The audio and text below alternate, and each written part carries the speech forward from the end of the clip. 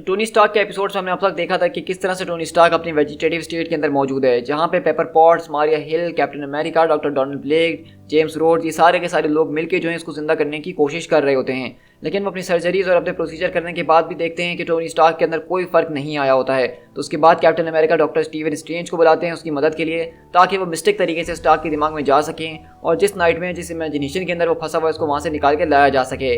और इस तरह हम देख रहे होते हैं कि एक तरफ डॉक्टर स्ट्रेंज उसको दिमाग से निकालने की कोशिश कर रहे होते हैं उस इमेजिनेशन से, लेकिन वहीं दूसरी तरफ बाहर की दुनिया में गोस्ट जो है स्टार्क के करीब पहुंच चुका होता है और अब बस उसको बिल्कुल मारने ही वाला है। अब आगे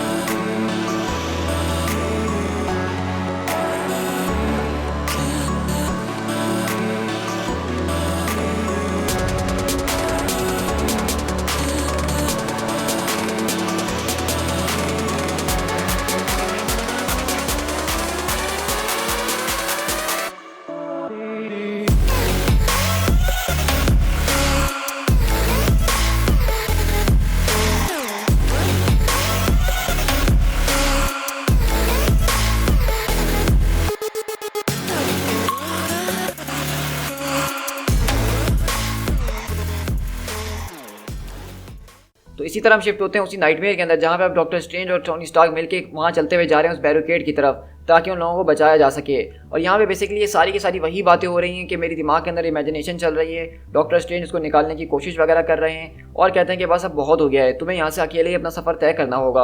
और डॉक्टर स्ट्रेंज उस इमेजिनेशन से बाहर आ जाते हैं। और यहीं हम रियल वर्ल्ड के अंदर देखते हैं कि यहाँ पे गोस्ट जो है वो अपना वेपन वगैरह तैयार करके बिल्कुल खड़ा होता है स्टार्क को मारने के लिए, और मारिया हिल बोलती है कि वो यहाँ पहुँच चुका है और टोनी बिल्कुल अकेला है। और इस तरह गोस्ट बोलता है कि तुमने आज तक जो बड़े बड़े गुनाह किए हैं, जो बड़े बड़े कॉर्पोरेट्स को तुमने अराउंड द वर्ल्ड बर्बाद किया है, उन सब के नतीजे में मैं आज तुम्हें तुम्हारी सज़ा सुनाता हूँ। और तुम्हारी सज़ा होने वाली है सज़ाए मौत, एडवर्ड स्टार्क। और कोई आखिरी वर्ड है तुम्हारा? और इस तरह हम देखते हैं कि पेपर पॉट्स को मारिया हिल गोद में उठाते हुए भाग रही होती है स्टार्क की तरफ, और अगले पल गोस्ट वहाँ पर ट्रिगर बस दबाने ही वाला होता है। लेकिन हम देखते हैं इससे पहले वो ट्रिगर दबा सके उसकी गन पूरी जो है इंसिंटीग्रेट हो जाती है। तो वहीं से गोस्ट बोलता है कि ये क्या, ये तो काफ़ी स्ट्रेंज है। तो पीछे से आवाज़ आती है स्ट्रेंज नहीं, डॉक्टर स्टीवन स्ट्रेंज। और हम देखते हैं कि डॉक्टर स्टीवन स्ट्रेंज उठ गए होते हैं और वो गोस्ट से मुकाबला कर रहे हैं। और वो कहता है कि तुम मेरे साथ कहीं मजाक तो नहीं कर रहे हो। लेकिन हम देखते हैं कि डॉक्टर स्टीवन स्ट्रेंज गोस्ट से बहुत ही ज़्यादा ज़बरदस्त तरीके से मुकाबला करते हैं और कहते हैं कि मैं मास्टर ऑफ मिस्टेक नहीं बल्कि मार्शल आर्ट्स भी हूँ। और हम देखते हैं कि गोस्ट बोलता है कि और मेरा नाम गोस्ट है, मैं एक भूत हूँ, बू। और हम देखते हैं कि गोस्ट अपना हाथ जो है डॉक्टर स्ट्रेंज के सीने के आर पार कर देता है, जिससे डॉक्टर स्ट्रेंज का खून बहना शुरू हो जाता है और वो वहाँ गिर जाते हैं। और वहीं पे डॉक्टर स्ट्रेंज बोल रहे होते हैं स्टॉप स्टॉप स्टॉप। तो गोस्ट बोलता है तुम्हारा क्या मतलब है स्टॉप, वो मैं कभी नहीं होने वाला हूँ। तो डॉक्टर स्ट्रेंज चिल्लाते हैं कि नहीं, मैं कह रहा हूँ स्टार्क। और अगले पल स्टार्क को जो है अपने दिमाग के अंदर आवाज़ आ रही होती है और कहता है कि डॉक्टर आप कहाँ हैं, आप मुझे अकेला छोड़ के कैसे चले गए हैं। और इस तरह हम देखते हैं कि स्टार्क के सामने यहाँ पे बहुत ज़्यादा लोग खड़े होते हैं जिनका खून बह रहा होता है। तो स्टार्क बोलता है कि मेरे ख्याल से मैं तुम सबको जानता हूँ, मैं तुम सबको जानता हूँ। और हम देखते हैं कि वो सारे के सारे वो लोग हैं जो कि स्टार्क की ज़िंदगी में आज तक आ चुके हैं, स्टार्क उनसे मिल चुका है, उनके साथ रह चुका है, जिसमें हम देखते हैं कि हैप्पी वगैरह भी मौजूद होते हैं जिसका खून हो चुका है। और स्टार्क को हम देखते हैं आहिस्ता आहिस्ता करके उसकी सारी मेमोरीज याद आने लग जाती हैं, जिस तरह वो इन सारे लोगों से मिल रहा होता है। और यहाँ पे उसको जो येंसेन भी नजर आता है, जैसे सबसे पहले उसको टोनी स्टार्क सूट बनाने में मदद करी थी उस गार से निकलने के लिए। और इस तरह वो खून की नदी से भागता हुआ आगे की तरफ भागता एक दरवाजे की तरफ, और कहता है कि बस बहुत हो गया, मुझसे अब सांस नहीं ली जा रही, मुझसे ये सब बर्दाश्त नहीं हो रहा है। और इस तरह हम देखते हैं कि वहाँ पे इस गोस्ट ने जो डॉक्टर स्ट्रेंज, रोडी दोनों को गिरा दिया और वो स्टार्क के ऊपर आके बैठ गया होता है और कहता है कि बस बहुत हो गया, मर भी जाओ, मुझे यहाँ से जाना भी है। लेकिन स्टार्क हम देखते हैं अपने नाइटमेयर के अंदर उस दरवाजे पे खड़ा हुआ होता है और उसको खटखटा रहा होता है, और वहाँ से अंदर से आवाज़ आती है कि अंदर आ जाओ। तो वहीं से स्टार्क बोलता है कि कहीं तुम लोग मेरे साथ कोई मजाक तो नहीं कर रहे हो।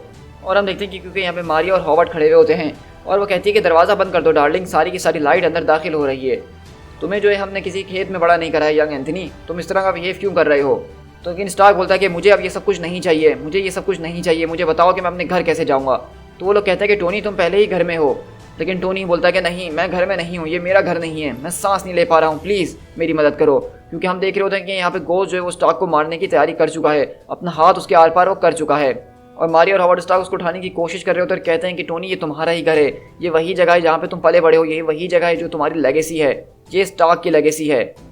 और इस तरह हम देखते हैं स्टार्क उस नाइटमेयर और उस रियलिटी के अंदर दोनों जगह जो इस वक्त तड़प रहा है, क्योंकि गोस्ट वहाँ पे मारने की कोशिश कर रहा है। लेकिन अगले पल जब मैं मारिया हिलाती है और गोस्ट जो एक जोरदार लात मार के पीछे हटाती है, और वो कहता है गोस्ट क्या आज यहाँ से कोई भी जिंदा बच के नहीं जाने वाला है, क्या तुम्हें मेरी बात समझ में आ गई है। और हम देखते हैं कि स्टार्क आहिस्ता आहिस्ता जो अपना होश खोते ही जा रहा है और हॉवर्ड बोलता है कि तुम मुझसे बात करो, तुम अपनी माँ से कभी इस तरह बात नहीं कर सकते हो, यहाँ पे आके खामोशी से बैठ जाओ और हमारी बात सुननी होगी तुम्हें। और गोस्ट बोलता है कि तुम सिर्फ एक ऐसा लूज एंड हो जिसको मुझे टाइट करने की ज़रूरत है, तुम्हारा काम आज यहीं तमाम कर दूंगा मैं। तो मारिया हिल अपनी जैकेट उतारते हुए कहती है कि आओ और आके ट्राई कर लो। और हॉवर्ड बोलता है कि हम यही हैं, हम लोग सच में ऐसे ही हैं और तुम भी हमारे जैसे ही हो। तो टोनी बोलता है कि नहीं, मैं आपकी तरह बिल्कुल भी नहीं हूँ और अब तो बिल्कुल भी नहीं। और हम देखते हैं कि गोस्ट और मारिया लड़ने की कोशिश कर रहे होते हैं, लेकिन आपको पता है कि गोस्ट के पास जो पावर्स हैं वो काफ़ी ज़्यादा सुपीरियर है। मारिया हिल उसको छू भी नहीं पा रही होती है और वो कहता है कि तुम एक बहुत बड़ी इडियट हो और अब तुम हार चुकी हो। तो मारिया हिल बोलती है कि तुमने अगर उसको जान से मार डाला तो मैं तुम्हें जान से मार डालूंगी, हो सकता है आज नहीं लेकिन किसी ना किसी दिन कहीं ना कहीं तुम्हें ढूंढ के मैं ज़रूर मार डालूंगी, ये मेरी बात याद रखना। लेकिन हम देखते हैं कि गोस्ट ने अपना हाथ जो है टोनी स्टार्क के सर के आर पार कर दिया होता है और अब वो उसको जो है सॉलिड करने ही वाला है। और गोस्ट बोलता है हे एक मज़े की बात बताऊं कि मुझे इस तरह के खतरों से मोड़ लेना बहुत ही पसंद है। और वहीं से पीछे से बात आती है, हेलो मैं पेपर पॉट्स बात कर रही हूँ, मैं एक भगोड़ी हूँ जो कि हैमर के लोगों से भागी हुई हूँ। मैं इस वक्त ब्रॉक्सटाउन ओक्लाहोमा के एक स्कूल के बेसमेंट के अंदर छुपी हुई हूँ। मारिया हिल वो भी यहाँ पे है और जेम्स रोड्स वो भी यहाँ पे मौजूद है और उसको गोली लगी हुई है। डॉक्टर स्ट्रेंज वो भी यहीं पे मौजूद है। ब्रॉक्सटाउन ओक्लाहोमा के अंदर इस वक्त एक बहुत बड़ी मैस फैली हुई है और मुझे नहीं लगता कि आप इस जगह को कैसे भी करके मिस कर देंगे। तो यहीं से गोस्ट बोलता है कि तुम ब्लफ कर रही हो, तुमने किसी को कॉल नहीं करी है। तो मारिया हिल बोलती है कि जाओ जाके पता लगा लो इस बारे में। और वहीं पे पेपर पॉट बोलती है हाँ मैं आप लोग को ये सब इसीलिए बता रही हूँ क्योंकि आपका एक एजेंट यहाँ पे मौजूद है, लेकिन वो नहीं चाहता है कि उसके बारे में किसी को भी पता चले कि वो यहाँ पे मौजूद है। वो देखने में एक किस्म का गोस्ट है और वो मुझसे इस वक्त ये कह रहा है कि मैं शायद ब्लफ कर रही हूँ। तो हम देख रहे हैं कि क्योंकि गोस्ट यहाँ पे इस मिशन के ऊपर बगैर किसी को बताया है, अगर ये बात ऑसबॉर्न को पता चल गई तो गोस्ट के लिए एक मुसीबत खड़ी हो सकती है। तो पेपर पॉट्स ने इसलिए सीधा कॉल करके उसको ये बताने की कोशिश करी है कि यहाँ पे उसने जो है हैमर के एजेंट्स को कॉल कर दी है। और हम देखते हैं कि नाइटमेयर के अंदर टोनी जो है सब चीज़ों को बर्बाद करना शुरू कर देता है और बोलता है कि बस अब मैंने अपना रास्ता चुन लिया है और मैं इस रास्ते पे बिल्कुल भी नहीं चलने वाला हूँ। और हम देखते हैं कि स्टार्क उस खून की नदी से बाहर निकलने की कोशिश कर रहा होता है और आहिस्ता आहिस्ता अपने होश के अंदर आता है। और यहीं से डॉक्टर स्टीवन स्ट्रेंज बोलते हैं कि टोनी, तो यहीं से गोस्ट बोलता है कि क्रेजी तुम बिल्कुल पागल हो चुकी हो, मैंने सही कहा ना, और तुम इस वक्त डरी हुई हो। तो पेपर बोलती है ओह हाँ डर तो मुझे लग रहा है क्योंकि शायद मैंने अब सच में गोस्ट देख लिया है। तो यहीं से गोस्ट बोलता है कि डैम यू, तुमने जो करा है ये ठीक नहीं करा है, मैं तुम्हें जो हूँ बर्बाद करके रख दूंगा, तुमने अपने आप को समझा हुआ क्या है कि तुम मेरे सामने कुछ भी नहीं हो, जरा एक मिनट ये क्या है। और हम देखते हैं कि पीछे से टोनी स्टार्क वहाँ पे उठ जाता है। तो स्टार्क हम देखते हैं उसका गोस्ट हटाता और बोलता है कि इसको देख के तो लग रहा है कि ये एक इस तरह का फ़ोन है जिसके जरिए तुम कहीं भी जा सकते हो। और इत्तेफाक की बात है कि स्टार्क इंडस्ट्रीज सोल ब्रांच का जो नंबर है वो मुझे अभी भी याद है। फनी चीज़ है कि किस तरह की चीज़ें मुझे पता नहीं कैसे याद रह जाती हैं। और स्टार्क वो नंबर डायल करके गोस्ट को उसी फ़ोन के जरिए उस इंडस्ट्री के अंदर वहाँ पे फेंक देता है और उस फ़ोन को तोड़ते हुए कहता है कि बहुत मज़ा आया। और इस तरह हम देखते हैं कि स्टार्क वापसी लौट कर आ चुका है फाइनली। और Maria Hill, Pepper Potts, doctor Steven Strange, Rhodey सबकी बहुत ही बुरी हालत हो गई इस पूरे के पूरे प्रोसेस के अंदर और वो सब खुशी से उसकी तरफ देख रहे होते हैं। और स्टार्क बोलता है अरे आखिरकार यहाँ पे तुम लोगों के साथ क्या है, अपनी हालत तो देखो ज़रा। और इस तरह हम यहाँ से 24 घंटे के बाद शिफ्ट होते हैं सूनर सोडल के अंदर, जहाँ पे डॉक्टर स्टीवन स्ट्रेंज, रोडी वगैरह सबका इलाज चल रहा होता है क्योंकि सब बहुत बुरी तरीके से जख्मी हुए थे। तो वहीं पे मिस्टर सूनर आती हैं और कहती हैं कि आप दूध पीना पसंद करेंगे मिस्टर स्ट्रेंज, मुझे डॉक्टर कहिए तो ज़्यादा अच्छा होगा। और ये बताइए मुझे कि आखिरकार स्टार्क कहाँ है। तो कहती है मुझे स्टार्क के बारे में कोई आइडिया नहीं है रियली, वो अपना बिस्तर छोड़ के यहाँ से जा चुका है। क्योंकि हम देखते हैं कि यहाँ पे कैप्टन अमेरिका उसकी पूछताछ के लिए आए हुए होते हैं। तो हम देखते हैं कि कैप्टन अमेरिका यहाँ पे स्टार्क से मिलने के लिए आए हुए, लेकिन स्टार्क यहाँ पे मौजूद नहीं है। तो डॉक्टर उसको समझाने की कोशिश कर रहे होते हैं कि जब मैंने उससे थोड़ी देर बात करने की कोशिश करी तो वो बिल्कुल ही एक अलग तरीके से साउंड कर रहा था। मैंने उसको बताया कि कैप्टन अमेरिका तुमसे मिलने के लिए आने वाले, लेकिन वो फिर भी यहाँ पे नहीं रुका। उसने कहा मुझे और बहुत ज़्यादा ज़रूरी काम है जिनको निपटाना है और मैं कैप्टन अमेरिका से तो फिर मिल लूँगा। मुझे इसको देख के ऐसा लग रहा था कि वो इस बात को शायद नहीं जानता कि आपकी मौत हो गई थी और आप वापसी लौट कर आए हैं, वरना अगर ऐसा होता तो स्टार्क कभी भी यहाँ से नहीं जाता। तो कैप्टन अमेरिका बोलते हैं तुम्हारा इन सारी बातों से क्या मतलब है, आखिरकार टोनी का स्टेटस क्या है इस वक्त। तो डॉक्टर से बोलते हैं क्या तुम में से कोई इस बात को जानता है कि उसने जो हार्ड ड्राइव के अंदर अपना बैकअप बनाया था माइंड का, वो कितने टाइम पहले बनाया था।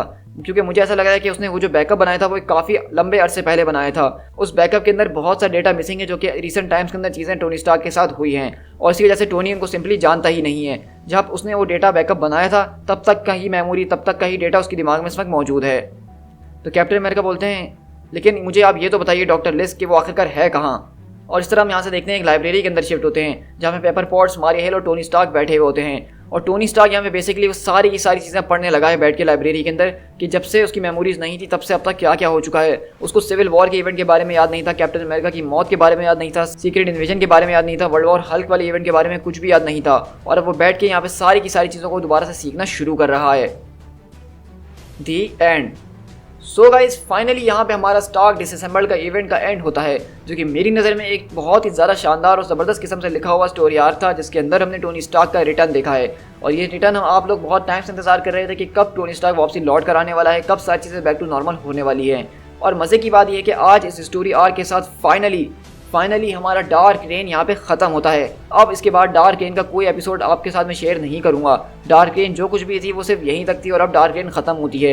अब इसके बाद सीधा जो है हमारा सीज का इवेंट शुरू होता है और इस इवेंट को भी हम इसी तरह अपने टाइम्स के साथ लेके चलेंगे ताकि आपको हर एक छोटी सी छोटी डिटेल्स उस इवेंट की पता चल सकें। मैं जानता हूँ कि आप में से बहुत ज़्यादा लोगों ने सीज के इवेंट को पहले ही देख लिया है, आप में से बहुत से लोग पहले ही जानते हैं कि सीज के इवेंट के अंदर क्या होने वाला है, लेकिन मैं फिर भी आपसे कहूँगा कि आप मेरे चैनल के ऊपर एक बार सीज टाइम्स के साथ देखिए तो आपका वो पूरा का पूरा नज़रिया बदल के रह जाएगा। मैं चाहता हूँ कि आप मेरे चैनल पर सीज देखिए और उसको एक अलग ही तरीके से एंजॉय करिए।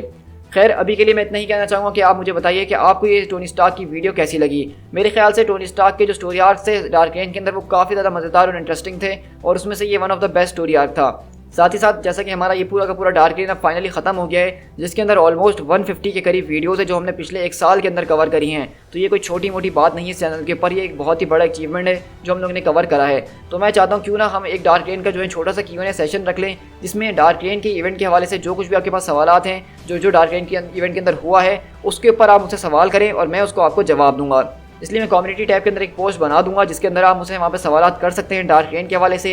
इस पोस्ट के नीचे भी अगर आप सवाल करना चाहें तो आस्क स्पीड टाइगर करके सवाल करिएगा और हम डार्क रेन का Q&A वीडियो बनाएंगे जिस तरह से हमने सीक्रेट इन्वेजन का बनाया था। तो जो आपकी कन्फ्यूजन होगी हम उस Q&A वीडियो के अंदर दूर कर देंगे और उस Q&A को करने के बाद हम सीधा जो है सीज को स्टार्ट करेंगे। सो गाइस जाने से पहले इस वीडियो को ज़्यादा से ज़्यादा लाइक कीजिएगा और मेरे चैनल को सब्सक्राइब करना मत भूलिएगा। लिटरली मैंने आप लोग के लिए बहुत ज़्यादा मेहनत करी है इतने बड़े स्टोरी आर्क को कवर करने के लिए। तो मैं चाहता हूँ कि आप मेरे चैनल को ज़्यादा से ज़्यादा सब्सक्राइब करें ताकि ज़्यादा से ज़्यादा हमारी ऑडियंस जो है इस तरह की स्टोरी आर्क हमारे चैनल पर एंजॉय कर सके। और जाने से पहले अपने दोस्तों के साथ इस वीडियो को शेयर ज़रूर करना। अगर फेसबुक और इंस्टाग्राम पे फॉलो नहीं किया अब तक तो जाके फ़ौरन से फॉलो कर लो। सारी की सारी चैनल डिटेल्स में ज़्यादातर वहीं पे शेयर करता हूँ। So guys this is Speed Tiger, मिलते हैं किसी और कॉमिक बुक वीडियो के साथ। Till then thank you so much.